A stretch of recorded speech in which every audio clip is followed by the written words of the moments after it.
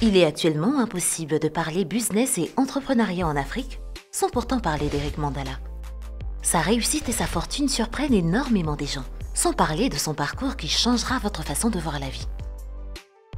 Pour plusieurs, partir du bas de l'échelle et se bâtir un empire jusqu'à habiter la plus haute tour du monde à Dubaï relève de la science-fiction. Mais cela est bel et bien le cas de l'histoire d'Eric Mandala. Le monde le découvre aujourd'hui à la tête d'un grand empire avec plusieurs entreprises à son actif, mais il y a aussi l'envers du décor car l'histoire d'Eric Mandala, c'est aussi l'histoire d'un petit garçon de 9 ans qui se levait à 5 h du matin, accompagner sa mère pour acheter du pain et le revendre. C'est l'histoire d'un jeune à peine sorti de l'adolescence qui quitte son pays avec pour seul bagage son ambition et sa détermination et revient en créateur d'emplois. C'est aussi l'histoire d'un Congolais qui est devenu millionnaire, pas grâce au sport ou par la musique, encore moins par la sape, mais par son intelligence dans l'art de faire des affaires. Ainsi, dans cette vidéo, nous allons découvrir qui est Eric Mandala, d'où vient sa fortune et qu'est-ce qu'il possède réellement. Et cette découverte étincelante, c'est maintenant.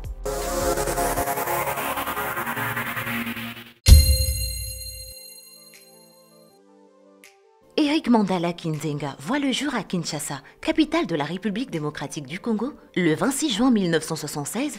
Il est l'avant-cadet d'une famille de 10 enfants. Il fait ses études primaires au collège Saint-Giral et ses études secondaires à l'ITC de Njili, toujours à Kinshasa.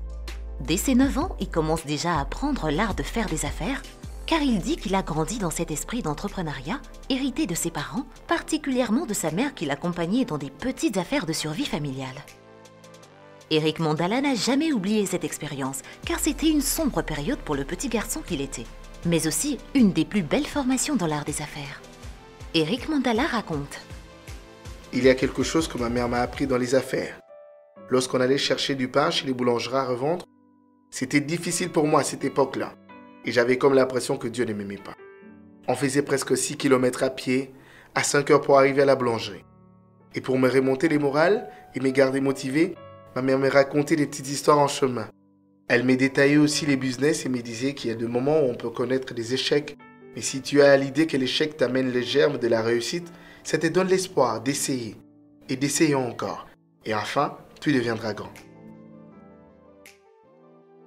Donc on pourrait dire qu'il a reçu son premier coaching d'entrepreneuriat auprès de sa mère.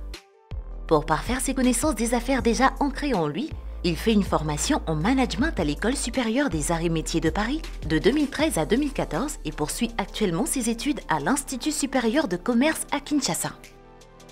À 14 ans, soit en 1990, il devient autonome et lance ses propres activités. À 27 ans, il quitte le Congo pour Kigoma en Tanzanie et se lance aussitôt dans les affaires.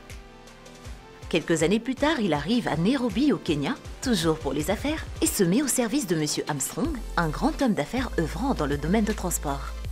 Après un dur labeur et un sens acquis des affaires, il économise 16 000 $ et s'achète 2 camions dans le but de proposer un partenariat à son employeur. Mais les choses ne tournent pas comme il l'espérait. Il raconte: Je suis allé voir mon patron. Il lui a proposé d'être associé dans son entreprise de transport. Et il s'est moqué de moi. Il refusa car il pesait des millions et possédait plus de 200 camions. Mais cela ne m'avait pas découragé et j'avais persévéré.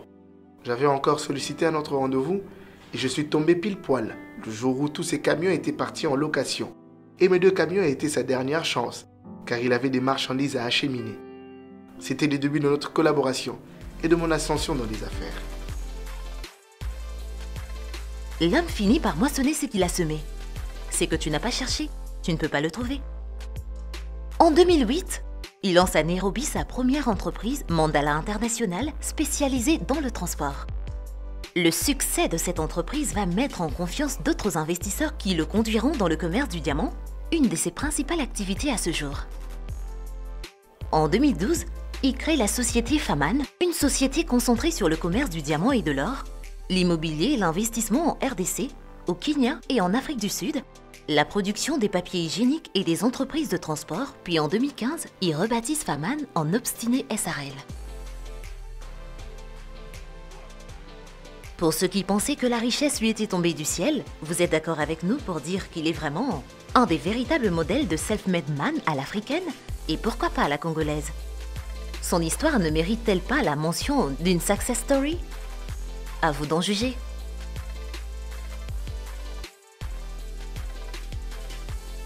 tout millionnaire qui se respecte, Eric Mandala possède un garage bien fourni. Une Rolls-Royce Phantom, la voiture de millionnaire, une Range Rover, une Mercedes GLE. En outre, il possède aussi une limousine Bentley, une autre limousine Hummer H2 et plusieurs voitures de luxe dont il a laissé la charge à son entreprise de location de voitures. Pour une croisière de rêve sur le majestueux fleuve Congo, l'homme d'affaires a toujours la classe d'un yacht qu'il a aussi laissé à la charge d'Obstiné SRL, son entreprise multisectorielle.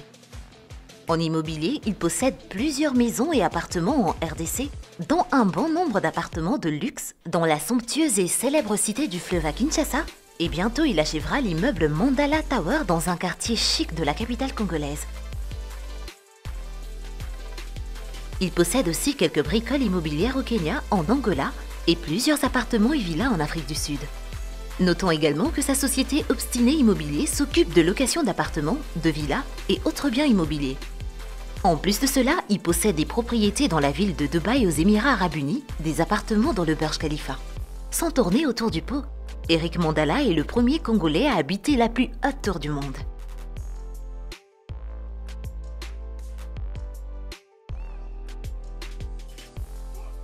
Dans l'industrie, l'entrepreneur congolais possède également une entreprise Obstiné SRL spécialisée dans la fabrication et la commercialisation des margarines, savons en poudre et des papiers hygiéniques. Mais ses talents d'entrepreneur ne s'arrêtent pas là.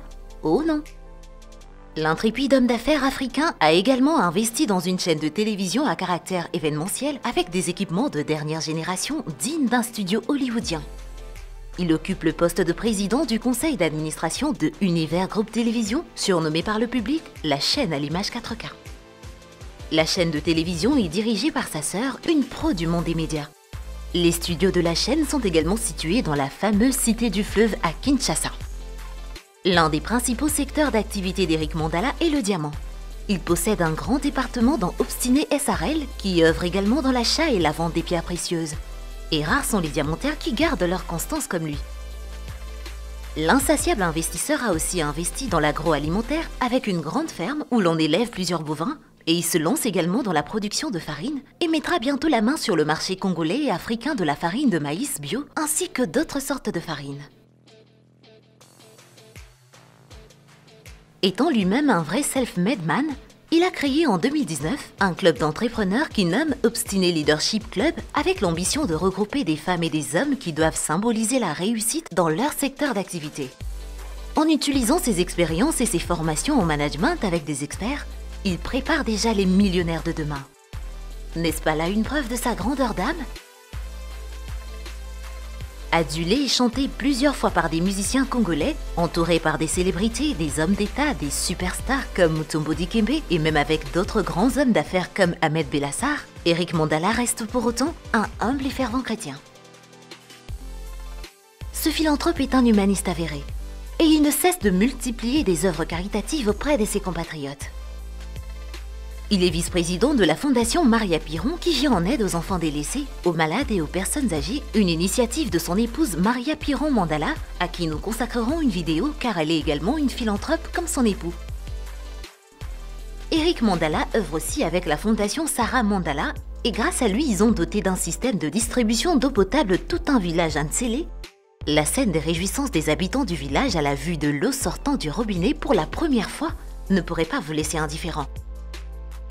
Avec la récente pandémie de la Covid-19, il s'est retrouvé bloqué à Dubaï avec d'autres Congolais suite à la fermeture de frontières en RDC. Sans arrière-pensée ni ambition politique, mais juste par bonté du cœur, il a pris en charge à ses frais le logement et la restauration de ses compatriotes qui avaient dépassé leur budget de voyage, car la plupart y étaient juste pour 2 semaines.